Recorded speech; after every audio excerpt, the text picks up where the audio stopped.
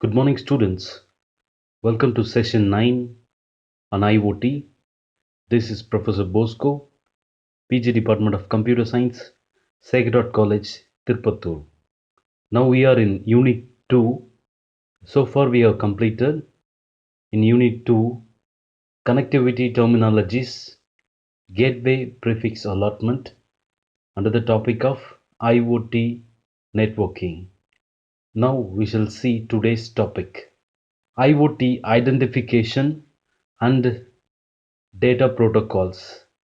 IoT identification and data protocols. Before starting today's class, I just want to remind you about our industrial visit to Bangalore for the topic of IoT. Yes, I hope you can remember. There we have seen a lot of IoT devices with latest technologies used for IoT, where we have seen small companies, we have also seen big companies. They are in research to use IoT for the company, and they want to get money, or they want to generate money, or they want to be in the competition of the current technology. For that purpose, we have seen so many companies in the IoT exhibition. So this is just want to connect with today's class. That is, the Internet of Things covers huge range of industries and use cases. So in the IoT exhibition, you have seen a lot of exhibitions, lot of IoT things, and each one, that is each company has shown different models. It can be single constrained device up to massive cross-platform deployment of embedded technologies and cloud systems connecting in real time. So some models they have shown with latest technology, that is cloud computing for real-time data. There are altogether numerous legacy and emerging communication protocols that allow devices and servers to talk each other in new, more interconnected ways.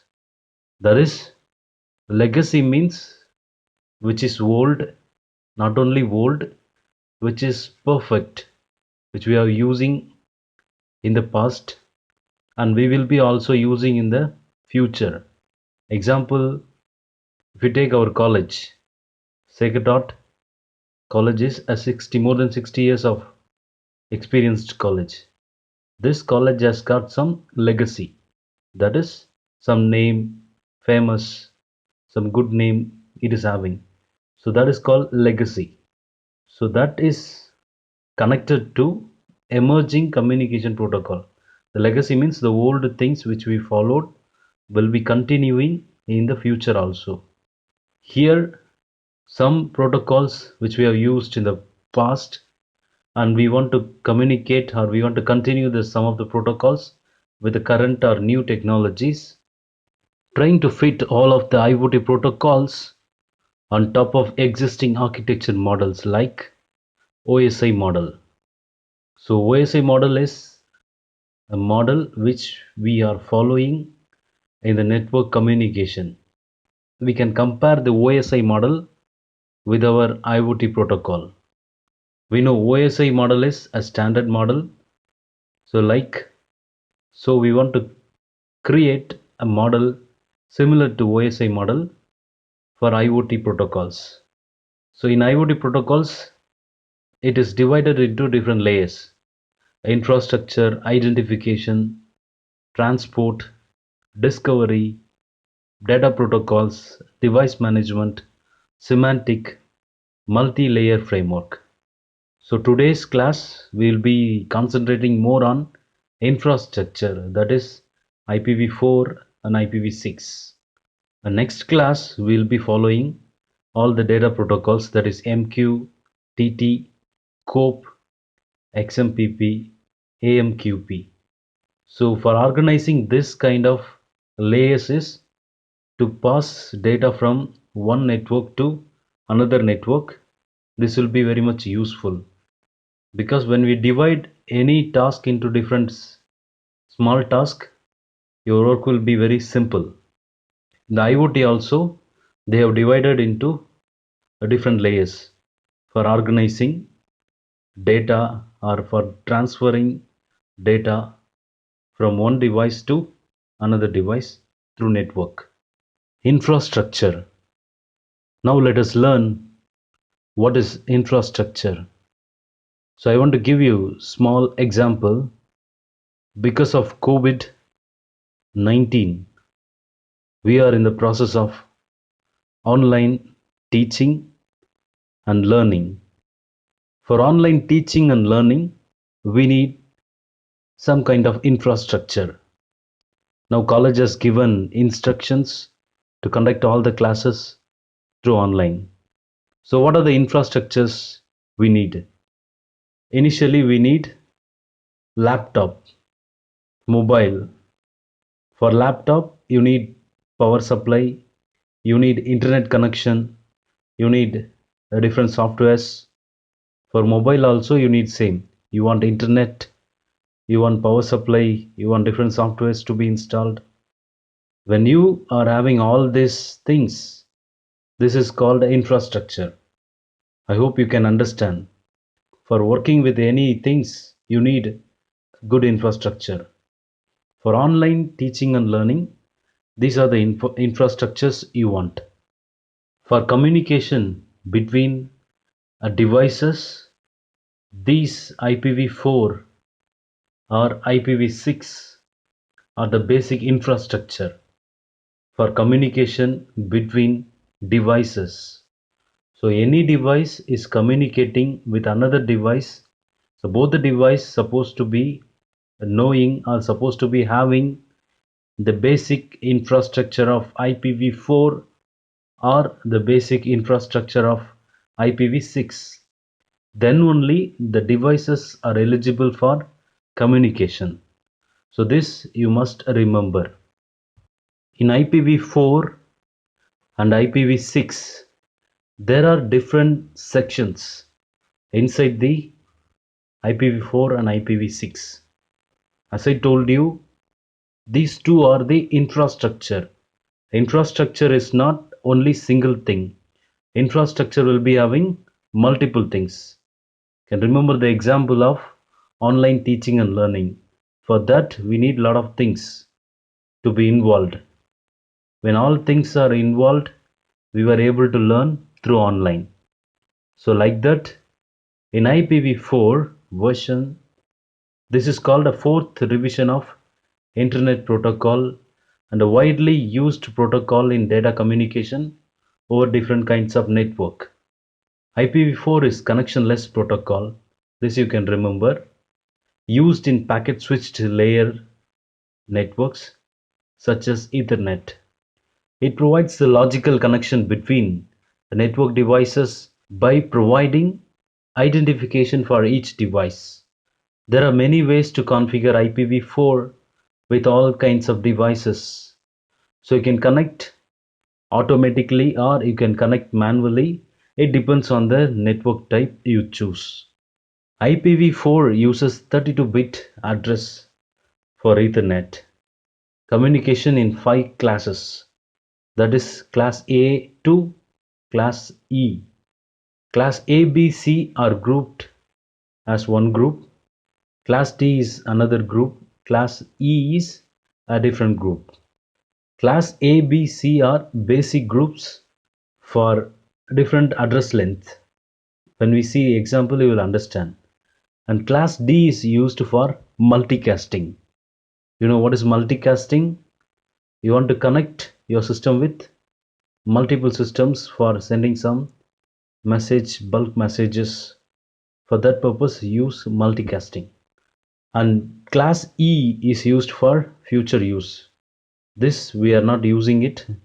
Only we can use class A, B, C, and D. And E, when you are very familiar with the networking, that time you are able to use this class E of IPv4. Now we are seeing the concept of class A, class B, and class C. Class A, the address ranges from 0.0.0.02 127.255.255.255.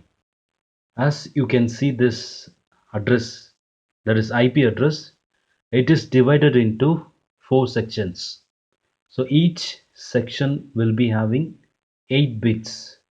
When you calculate 8 plus 8 plus 8 plus 8, that is 8 into 4 is equal to 32. So this is 32-bit address of IPv4. So class A is used for different purpose. Example, class A is used for huge network. When you use a big networking concept, that time you can use this class A. And another important thing is class A will be using 8 bits for networking and another 24 bits for host address. And class B, the address ranges from 128.255.255.255. So this is used for medium range networking. Class A is used for huge network. Class B is used for medium kind of networks. Here 16 bits are used for networking and another 16 bits are used for host address, that is your computer identification address, that is called host address. The last address is class C as 192.255.255.255. These are called class C. This address ranges from 192. Here 24 bits are used for networking and 8 bits are used for host. This class C is used for small kind of networks. Small networks, if you are using in their home, you can use this network that is starting with 192. So as you can see this, there is similarity. So all the places you can see 255, that is maximum range. The beginning they have differentiated. So class A will be starting 002 127. Class B will be starting from 128 to 191. Class C will be starting from 192. There is some limitation that you can refer from net for class D and class E. I hope you can understand this. So that is a small example. The network 192.168.0.0 may use the address range that is up to 192.168.255. I hope you can identify which kind of class is this. Yes, since it is starting with 192, this is a class of C.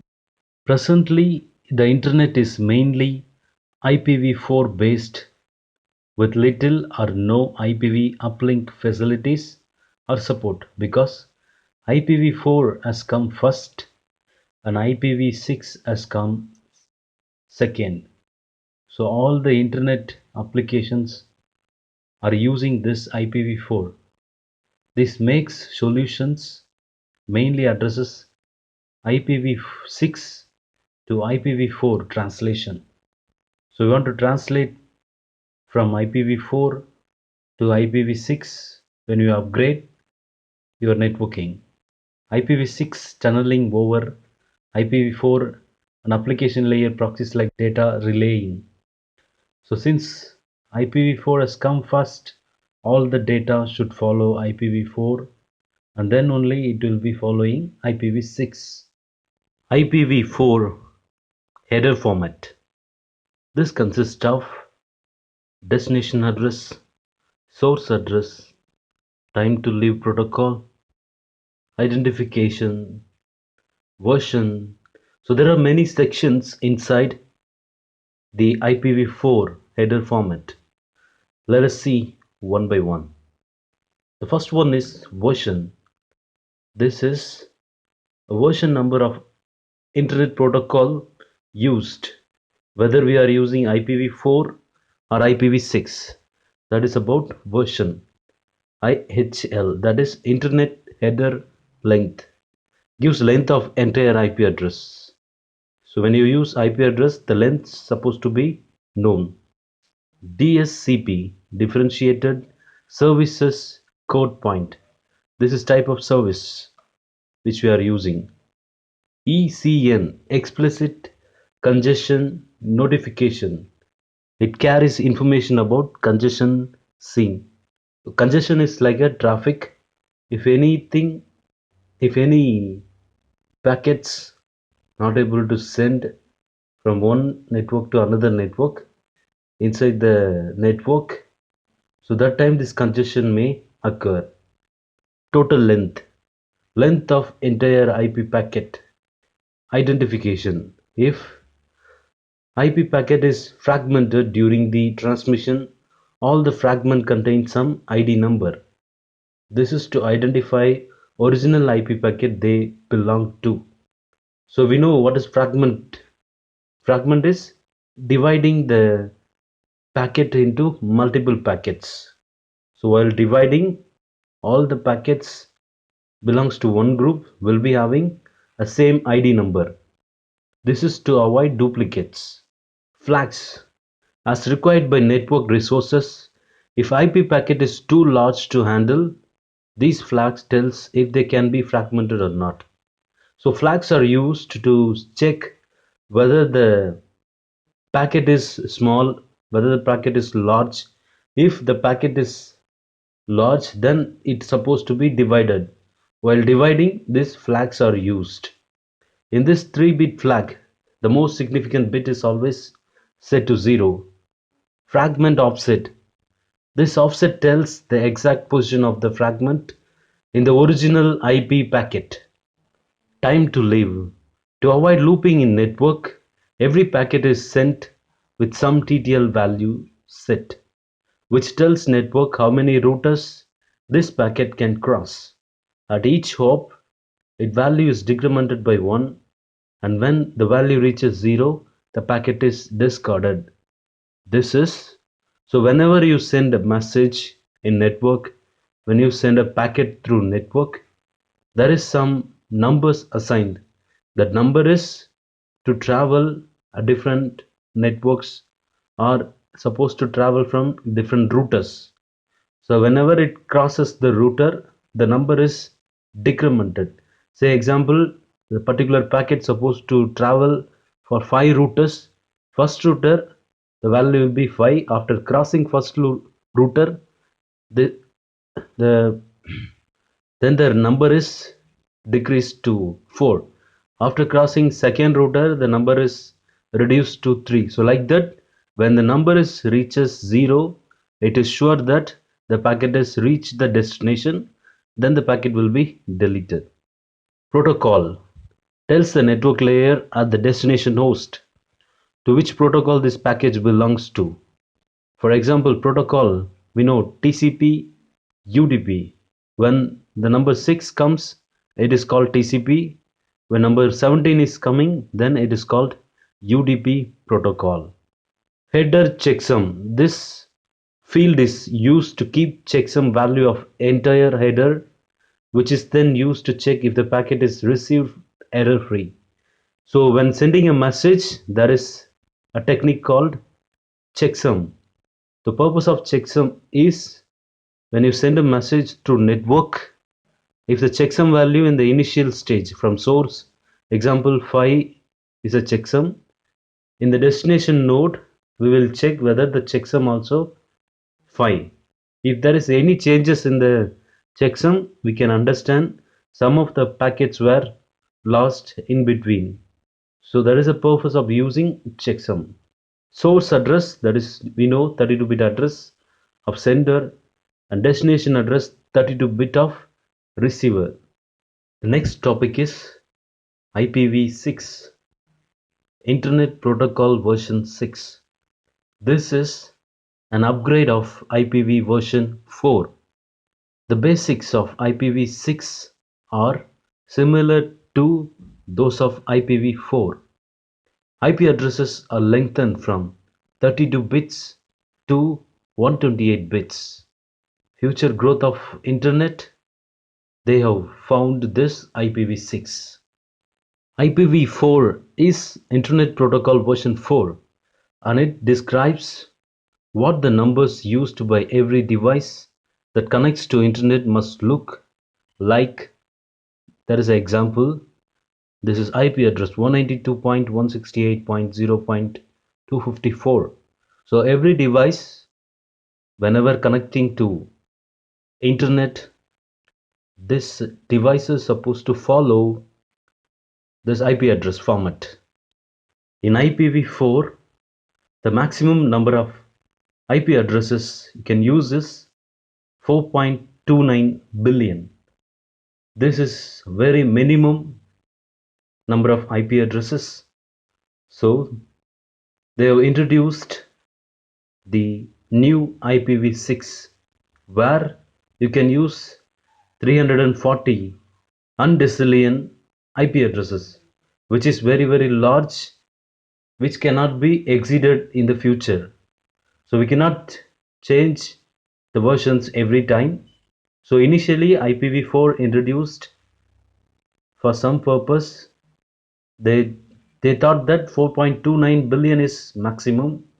As time went, years went, it is not possible to handle with 4.29 billion. So they have found a new IPv6 where they found this 340 undecillion. So which is very maximum. They will not redo this, or they will not update to a new IP address anymore. Now we are seeing the IPv6 header format. Already we have seen IPv4 header format. Here you can see destination address, source address, hop limit, next header, flow label, version. So we shall see all these in the coming slides. The first one is version. For identifying version, the 4 bits are used. It represents the version of Internet Protocol. Example, already we have seen IPv4, now we are in IPv6. So we need to know what is the version number we are following currently now. Traffic class. For traffic class we use 8 bits. These 8 bits are divided into 2 parts. The most significant 6 and the rest is used for other purpose. Flow label, 20 bits are used. This label is used to maintain sequential flow of packets, belongs to communication. For communication purpose, this is used. Payload length, 16 bits are used. This field is used to tell the router how much information a particular packet contains in its load. This is to show maximum storage length for each packet. Next, header, 8 bits. This field is used to indicate either type of extension header, whether you need some kind of extra header to handle the data. For that purpose, next header is used. Hop limit. This field is used to stop packets to loop in network infinitely. In IPv4 also we have seen TTL, that is time to live, where it will travel from one router to another router.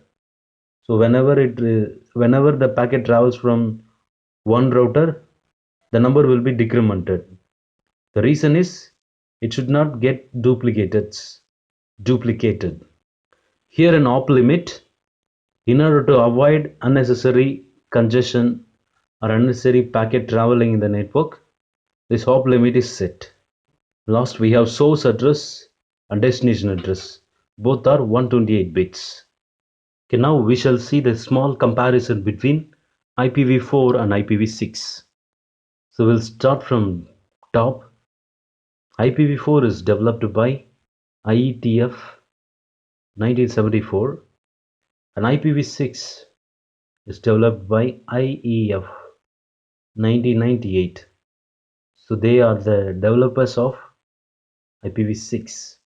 Next, length is 32-bit used in IPv4 and 128-bit is used in IPv6.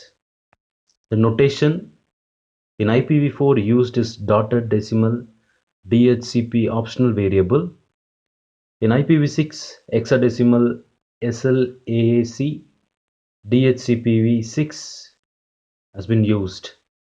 A dynamic allocation IP section is yes in IPv4. In IPv6, there is no. IPv4 has header size. In IPv6, there is no limit for header size. IPv4 follows header checksum header option. In IPv6, there is no header checksum header option. IPv4 broadcast address multicast address. No, there is no broadcast or multicast address. In IPv6, we have broadcast address and multicast address. So these are small comparison which you can remember always. Let us recall today's topics. We have seen more about infrastructure, that is Internet Protocol version 4 and Internet Protocol version 6. So these are the two topics which we have discussed today. I hope you understood the concept of both IPv4 and IPv6. So for both we have headers. So you need to remember different sections inside the headers. So based on the header, you can elaborate the topics. So there are some of the things are common between IPv4 and IPv6. Suppose still you have doubt about what is a protocol. Apart from IPv4 and IPv6, I want to give a small example where you will understand what is protocol. We know protocol is a set of rules that we know very clearly. So I'll tell you a game where this protocol is used. So in your class there are 26 students.